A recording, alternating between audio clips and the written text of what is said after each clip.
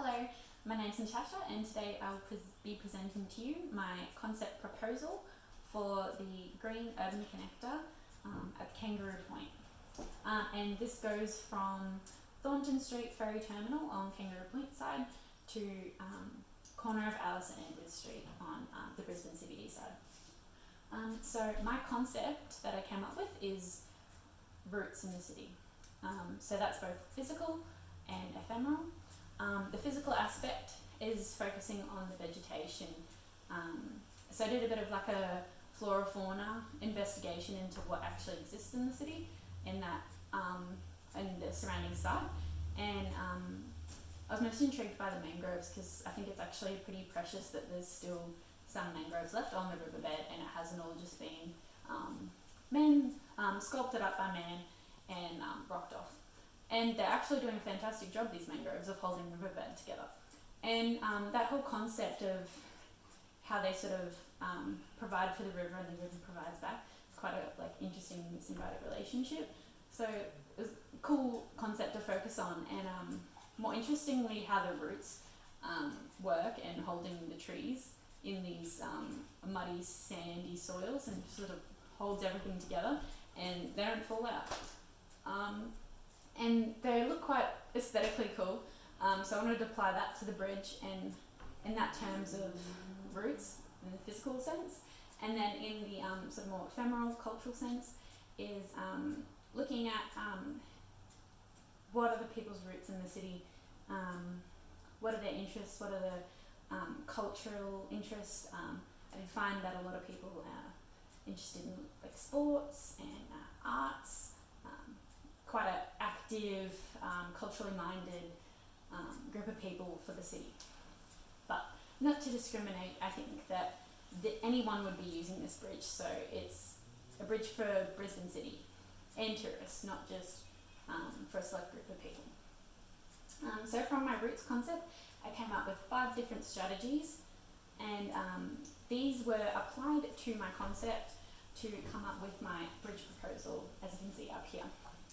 So firstly, I will dive into my user context and site analysis into how I came to these strategies, and then I will jump into the concept development. So to begin with, I identified that with the users, there was a lot of varied movement. Even I experienced myself, there's a lot of fast cyclists. It can become quite dangerous if you're not aware of your surroundings. So from that, I developed the strategy proposal of ensuring that there is a way to experience both if you're on on the path to a destination, or if you're on the path experiencing the journey. So that would mean that I guess there's 2 different spaces for these people to move. And then looking at the context of the site and then how that would influence my proposal. What a few of the risks I found were there was a lot of lack of crowds on the weekend nights, so I want to increase traffic at night, and so I created that as one of my key principles.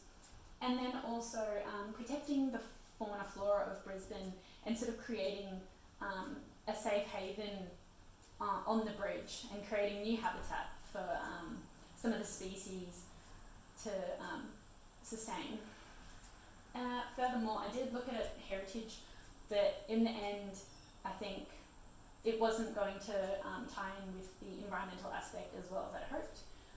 So I've decided more to focus on the nature aspect of things. And I found there's a lot of different interesting and unique species in the area from that. And my final strategy was connecting to the city life. I noticed that in this area there's a lot of different things going on. We've got the university, we've got Botanic Gardens, the financial sector, Queen Street Mall, and then on the Kangaroo Point side we've got the cliffs, gorgeous parklands, and high density residential. So I wanted to sort of the bridge as a literal and figurative meet halfway between these two the 2 lifestyles and activities, and sort of a place where everyone can meet and hang out, and it's sort of no prejudice against what's in that area. And then from that, I found some really interesting precedents that manipulated these situations and created a really good result from these strategies that I've been proposing. So the favourite one of these was the Gardens by the Bay, and I think they addressed a whole different bunch of strategies that I can use in this concept, and that is explored further on here. So my three precedents were the Goods Line in Sydney, Circle Bridge in Copenhagen, and the Gardens by the Bay in Singapore. So I use these precedents as the starting point for my concept development and how I would create some form from these. And I did that through a bit of collaging. As you can see, I went through with the heritage one, and I was collaging the facade of a heritage listed building. In the end, I wasn't really happy with the result.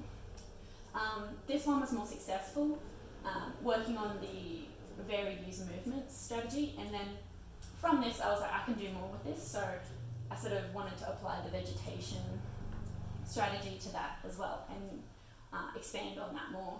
So I've used a abstract image of the mangrove roots, and then I've sort of collaged it and posed it over the top of the bridge outline that I got from this one.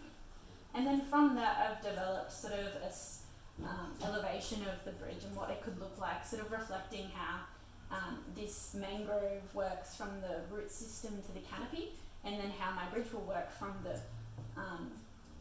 the pole supports in the middle, the mangrove roots reaching out as sort of like a tether for the bridge, and then the two platforms for the two different modes of two different speeds of transport. And I think Gardens by the Bay was a really good precedent for this one, because they've really shown a fantastic way how you can create a whole new ecosystem within a park. It's an international tourist attraction. It's a fantastic place to go at night time. You want to spend hours there. Like, it's not something you just walk through and leave. And the entry's free for most of the areas. And they use this amazing biomimicry of creating artificial trees and then creating a membrane on the outside to grow rare orchids that you would never even see in that area. So from that I came up with this final concept, and up here I'll show you a bit more close up of this bridge. So we've got the fast pedestrians, which you can go straight from the road across if they've got a place to be, or if there's people, more tourists, or people just on their leisurely walk and they want to experience this space, then they're going to take the blue route. And this one's lower down, closer to the river, and this will be where most of my program is cited. So that would include the restaurants, cafes, amphitheatre, and the floating sports platform would go underneath this bridge here, as you can see in the elevation there. And from these I applied the strategies, the 5 strategies I wanted to highlight here. I've got, so number 1 was connecting city life, and I want to do that through little hotspots of play and interaction. I think the Goods Line did a really good job of it, so I'm going to draw more inspiration from that. Number 2 was engaging the vegetation, and that was through the biomimicry of the mangrove roots and how I could use that as a physical concept for my bridge.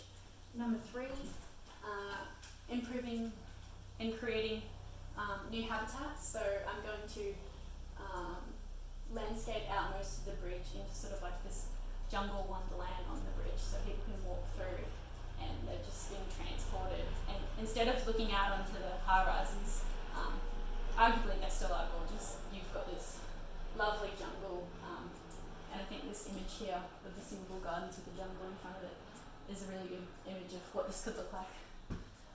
And 4th one, so the users on a journey versus destination. I think we've pretty much covered that one. So the 2 different platforms.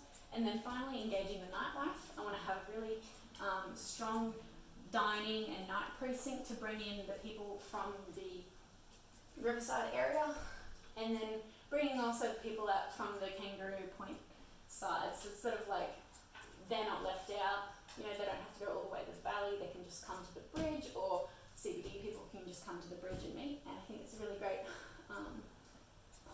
to become like the heart of the city in terms of tourism, culture and just social interaction. So that's it for my concept.